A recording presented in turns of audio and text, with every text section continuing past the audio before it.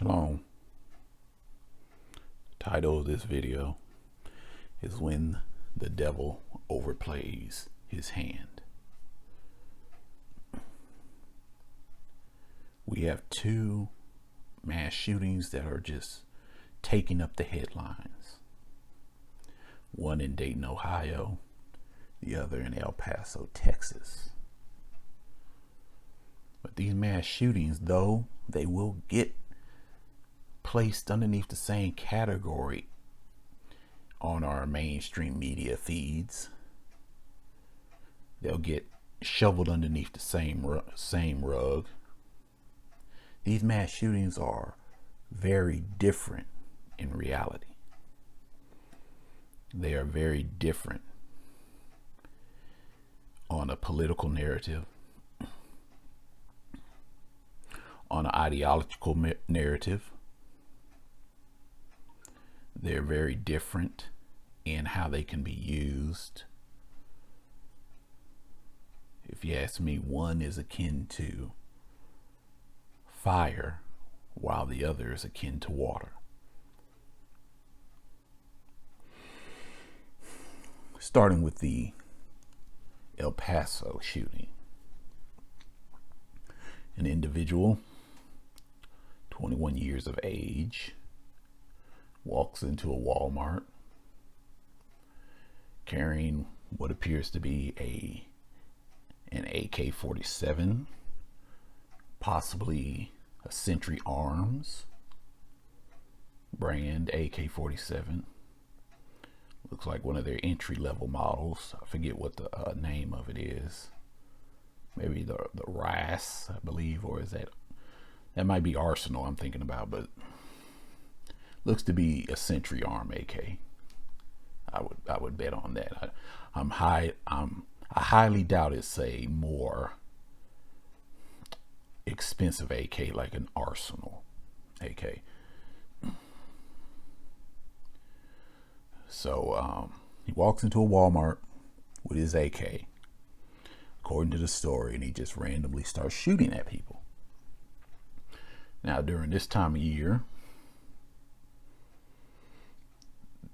since this is back to school shopping time and this was a no tax day, this Walmart was particularly packed with people. So if a mass shooter wanted to do the maximum amount of damage at a Walmart, that was the day to do it, this past Saturday.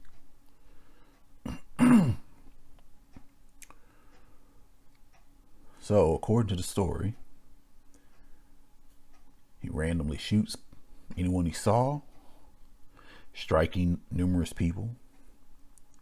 He racked up a body count of about 40 or more,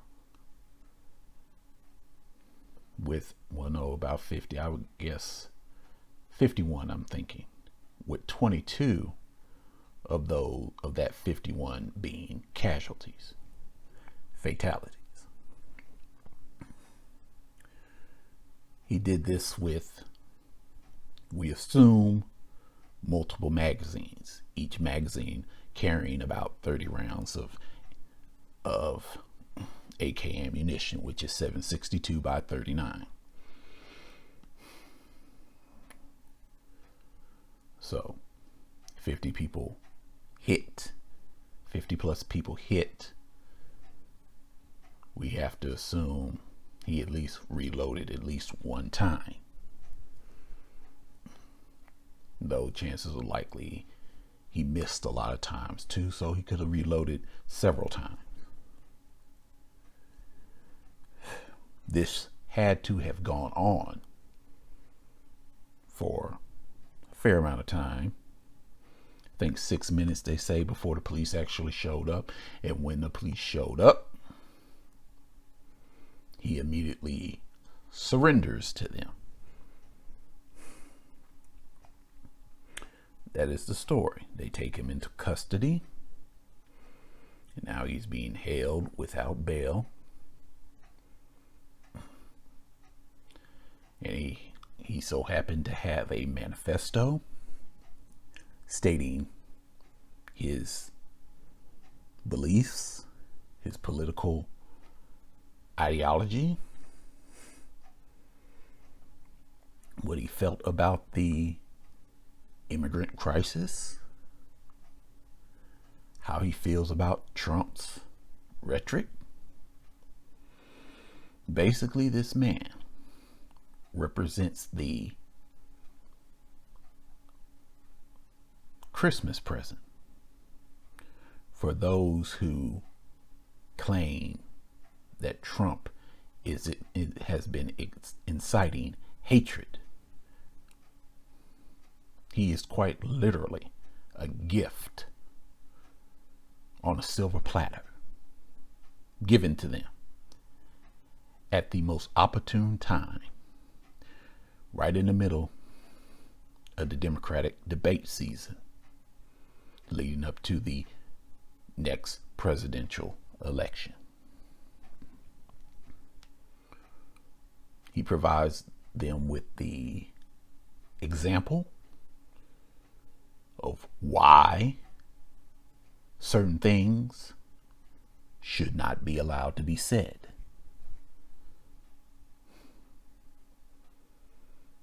He provides the narrative. He provides the example of how bad things can get if people are allowed to hold on to certain beliefs. All these beliefs revolve around the concept of being against measures of globalization, destruction of borders, amnesty for illegal immigrants, banning of personal liberties, outlawing certain speech, outlawing certain aspects of independence, primarily the ability to defend yourself, in this case with firearms. This individual is a seed that can be planted, and the tree that would grow from it would provide all the fruit necessary for those who wish to quell any dissenting voices against their particular narratives.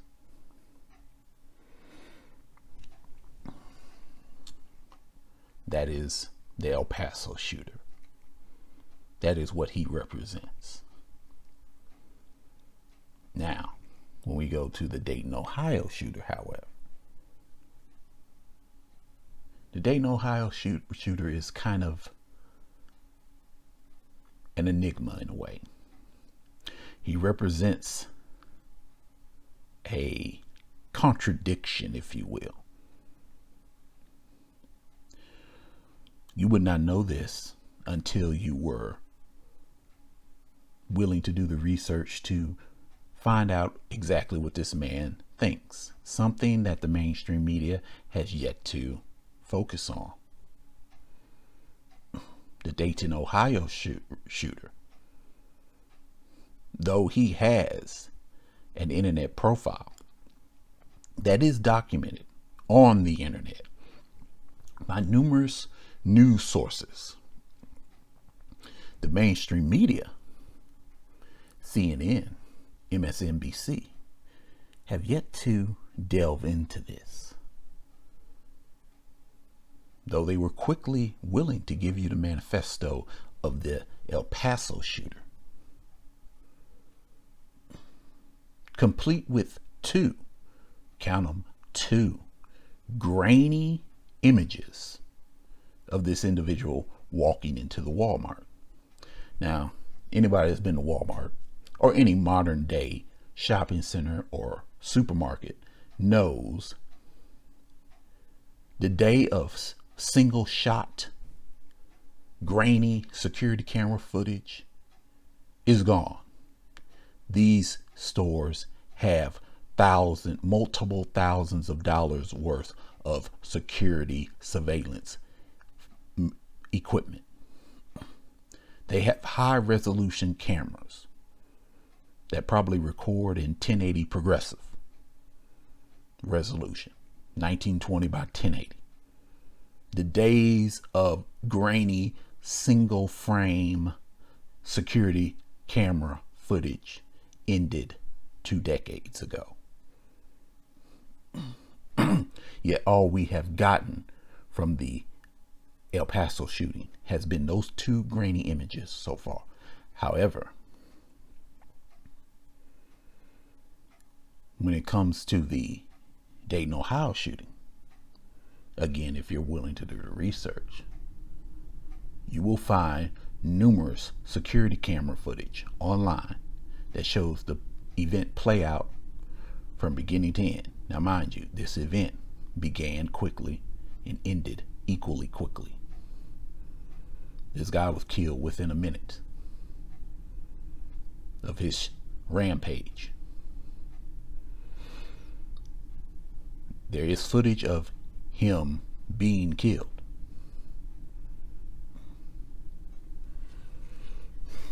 It is of the quality that you would expect from surveillance,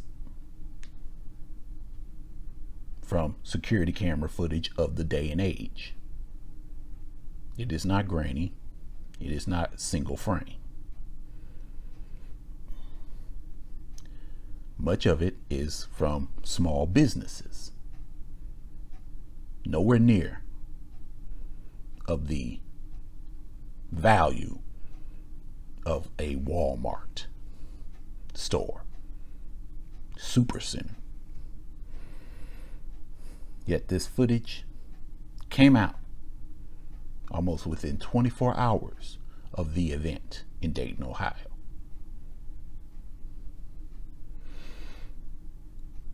As you see, we have 2 contrasts here. With the Dayton, Ohio shooting, we got the footage real quick, but the mainstream media has refused to delve into this individual's life, his beliefs, his ideology. With the El Paso shooting, we have not gotten the footage of the shooting yet.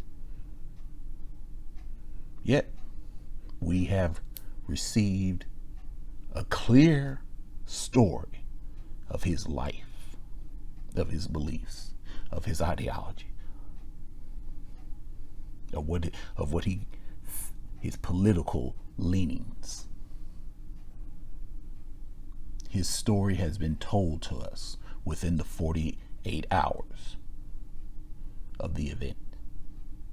Yet we do not have any footage of the shooting, save these 2 grainy single frame images. Now you might be thinking, what the hell is he getting at here? Well, it's quite simple. One of these events was not foreseen. One of these events, only one, was not anticipated.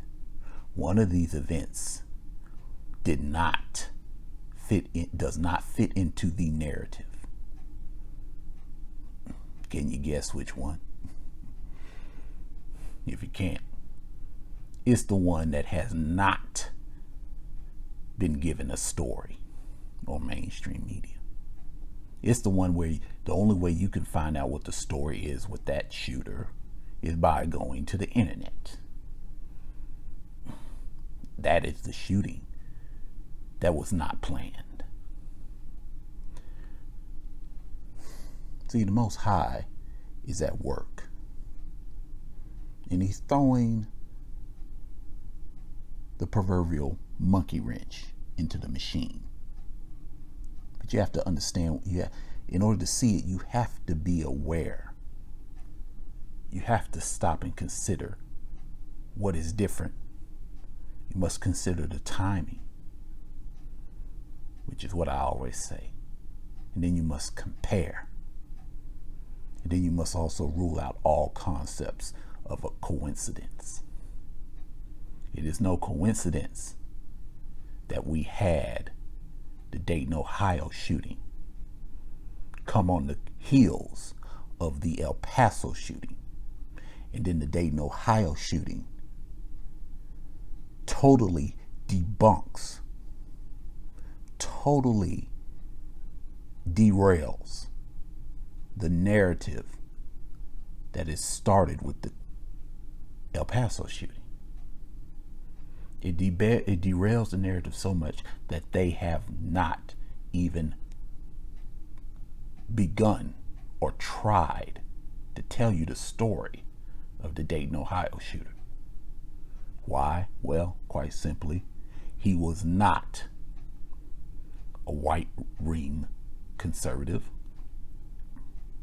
He was not a Trump supporter. He was not a MAGA cap wearing conservative. He was a liberal. He was a leftist.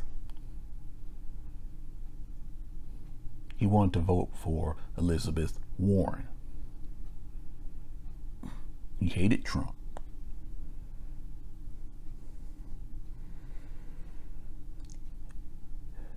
He said many of the things that we hear leftists say about Trump,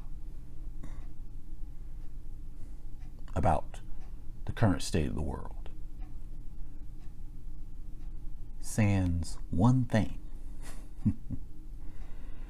He also admitted that he was also into guns.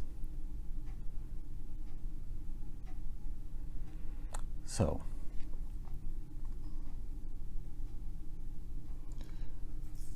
the narrative that our enemies would have you believe is that the only people that are against their globalist ambitions,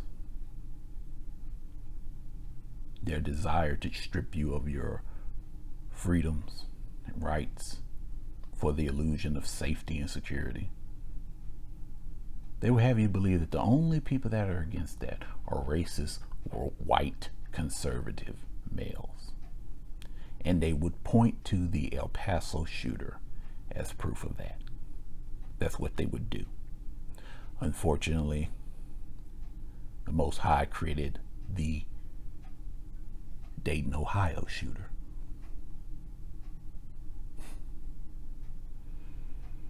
This is chess. This is a game of chess. That's what it is.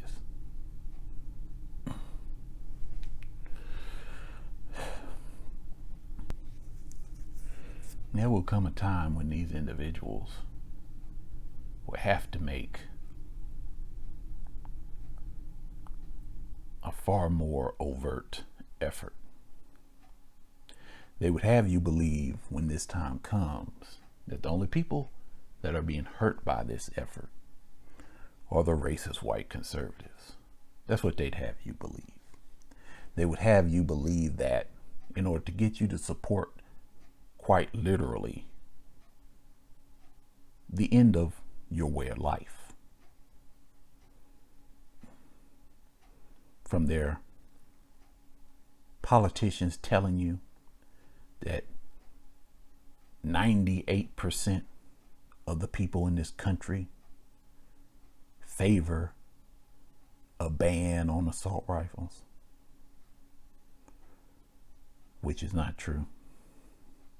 So far from the truth, that it's sickening. They'll tell you that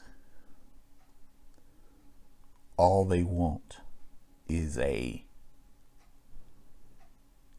buyback program. They'll tell you that their restrictions on speech are only meant to stop the bad people from saying bad things. They'll tell you that it's safe to support them. They'll tell you that there is no consequence. They'll tell you that your life will never be in peril if you give your support to them. They'll tell you that everything will always be okay if you support them. Those are the things that they will tell you.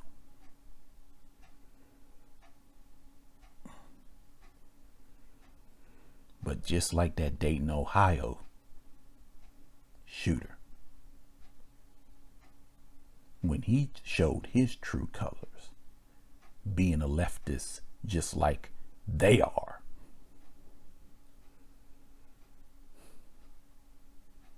he attacked the very same people that that leftists have always told were on their side.